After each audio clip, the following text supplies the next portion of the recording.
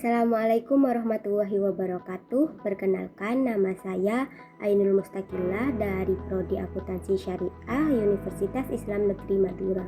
Pada video kali ini, saya akan membahas beberapa materi penting dalam akuntansi manajemen, mulai dari pengertian, pemberdayaannya dengan akuntansi keuangan, peran akuntansi manajemen, klasifikasi biaya, hingga konsep activity based costing dan activity based management.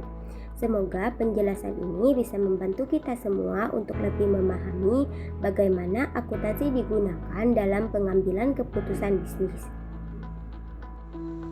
Pertama, kita mulai dari pengertian akuntansi manajemen.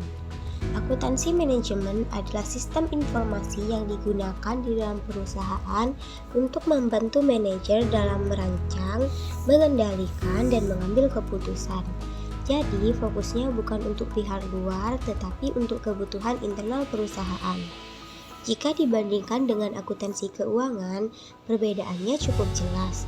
Akuntansi keuangan bertujuan untuk menyajikan laporan kepada pihak luar seperti investor, kreditur, atau pemerintah, dan harus mengikuti standar seperti PSAK. Sedangkan akuntansi manajemen lebih fleksibel, tidak terikat aturan, dan lebih fokus ke masa depan seperti perencanaan dan strategi. Agar lebih jelas, saya berikan contoh nyata penggunaan akuntansi manajemen dalam pengambilan keputusan. Misalnya pada sebuah usaha kecil bernama Ude Maju Bersama yang memproduksi kerupuk. Pemilik usaha sedang menghadapi keputusan penting, yaitu apakah lebih baik memproduksi bahan kerupuk sendiri atau membeli bahan setengah jadi dari supplier. Awalnya, pemilik hanya melihat dari harga. Supplier menawarkan harga sebesar 7.500 per kilogram.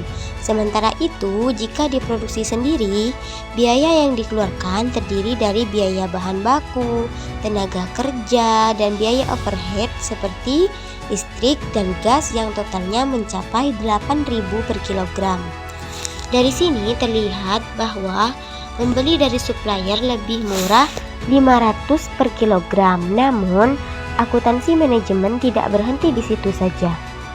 Akuntan manajemen kemudian melakukan analisis yang lebih mendalam. Misalnya, jika perusahaan berhenti memproduksi sendiri, maka mesin yang dimiliki akan menganggur dan tetap menimbulkan biaya perawatan. Selain itu, ada risiko ketergantungan pada supplier, seperti keterlambatan pengiriman atau penurunan kualitas bahan. Sebaliknya, jika tetap memproduksi sendiri, perusahaan memiliki kontrol penuh terhadap kualitas dan bisa menjaga konsistensi produk, meskipun biayanya sedikit lebih tinggi. Akhirnya, dari hasil analisis tersebut, manajemen tidak hanya melihat selisih harga, tetapi juga mempertimbangkan faktor jangka panjang seperti kualitas, risiko, dan efisiensi penggunaan aset. Keputusan yang diambil bisa berbeda tergantung kondisi. Misalnya, perusahaan bisa memilih membeli dari supplier untuk sementara sambil meningkatkan efisiensi produksi internal. Dari contoh ini, kita bisa melihat bahwa akuntansi manajemen berperan penting bukan hanya dalam menghitung biaya, tetapi juga dalam memberikan informasi yang relevan untuk membantu manajer mengambil keputusan yang lebih tepat dan strategis. Selanjutnya, kita masuk ke peran akuntan manajemen, tema baru, dan etika profesi. Akuntan manajemen memiliki beberapa peran penting. Pertama, sebagai perencana, yaitu menyusun anggaran dan target perusahaan. Kedua, sebagai pengendali, yaitu mengawasi apakah realisasi sesuai dengan rencana. Dan yang ketiga, yaitu sebagai pendukung pengambilan keputusan dengan memberikan berbagai analisis keuangan. Dalam perkembangan saat ini, muncul tema baru seperti green accounting atau akuntansi lingkungan. Perusahaan tidak hanya fokus pada keuntungan, tetapi juga mulai memperhatikan dampak lingkungan, seperti biaya pengelolaan limbah dan penggunaan energi. Hal ini penting karena Sekarang banyak tuntutan agar perusahaan lebih bertanggung jawab secara sosial dan lingkungan. Selain itu, akuntan manajemen juga harus memegang prinsip etika, seperti integritas, objektivitas, kompetensi, dan menjaga kerahasiaan. Misalnya, jika seseorang akuntan diminta memanipulasi data agar terlihat lebih baik, maka ia harus menolak, karena hal tersebut melanggar etika dan bisa merugikan perusahaan di masa depan. Lanjut kita bahas tentang klasifikasi biaya dalam akuntansi manajemen.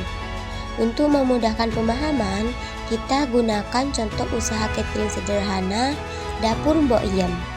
Pertama, kita harus memahami objek biaya, yaitu sesuatu yang ingin dihitung biayanya.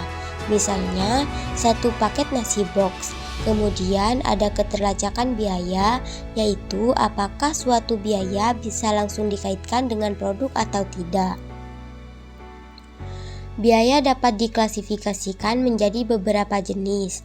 Yang pertama, biaya langsung dan biaya tidak langsung. Biaya langsung seperti bahan makanan, sedangkan biaya tidak langsung seperti listrik atau gas. Yang kedua, biaya variabel dan biaya tetap. Biaya variabel berubah sesuai jumlah produksi, sedangkan biaya tetap tidak berubah seperti sewa tempat. Yang ketiga, biaya produksi dan non-produksi. Biaya produksi terkait pembuatan produk, sedangkan non-produksi seperti biaya promosi atau administrasi. Dengan mengklasifikasikan biaya seperti ini, pemilik usaha dapat lebih mudah mengkontrol pengeluaran dan menentukan harga jual yang tepat agar tidak mengalami kerugian. Masuk ke konten Activity Based Costing atau ABC. Sistem biaya tradisional memiliki kelemahan, yaitu membebankan biaya overhead secara rata, sehingga kurang akurat terutama jika perusahaan memiliki banyak jenis produk. Dalam metode ABC, biaya dibebankan berdasarkan aktivitas.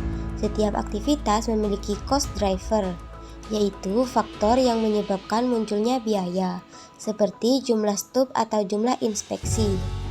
Sebagai contoh, pada perusahaan konveksi yang memproduksi kaos polos dan kaos sablon, ternyata kaos sablon membutuhkan lebih banyak aktivitas seperti stok mesin atau quality control. Setelah dihitung, menggunakan metode ABC, biaya per unit kaos sablon lebih jauh tinggi dibandingkan kaos polos. Hal ini menunjukkan bahwa metode ABC memberikan informasi yang lebih akurat, sehingga membantu manajemen dalam menentukan harga dan strategi yang tepat. Terakhir kita bahas Activity Based Management atau ABM. ABM merupakan lanjutan dari ABC. Jika ABC digunakan untuk menghitung biaya, maka ABM digunakan untuk mengelola aktivitas agar lebih efisien. Dalam ABM terdapat dua jenis aktivitas, yaitu aktivitas bernilai tambah dan tidak bernilai tambah. Aktivitas bernilai tambah adalah aktivitas yang benar-benar dibutuhkan oleh pelanggan, seperti proses produksi. Sedangkan aktivitas tidak bernilai tambah adalah aktivitas yang tidak memberikan nilai seperti menunggu atau memperbaiki kesalahan. Dengan ABM, perusahaan dapat mengurangi pemborosan dan meningkatkan efisiensi. Misalnya, mengurangi waktu menunggu bahan baku atau mengurangi kesalahan produksi.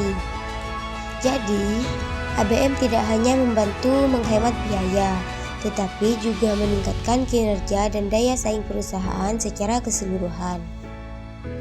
Sebagai kesimpulan, akuntansi manajemen memiliki peran yang sangat penting dalam membantu perusahaan mengambil keputusan yang tepat, mengontrol biaya, serta meningkatkan efisiensi. Dengan memahami konsep-konsep seperti klasifikasi biaya, activity based costing, dan activity based management, kita bisa melihat bahwa akuntansi tidak hanya soal angka, tetapi juga tentang strategi dan pengambilan keputusan. Sekian penjelasan dari saya, mohon maaf jika terdapat kekurangan. Saya ucapkan terima kasih karena telah menonton video saya. Wassalamualaikum warahmatullahi wabarakatuh.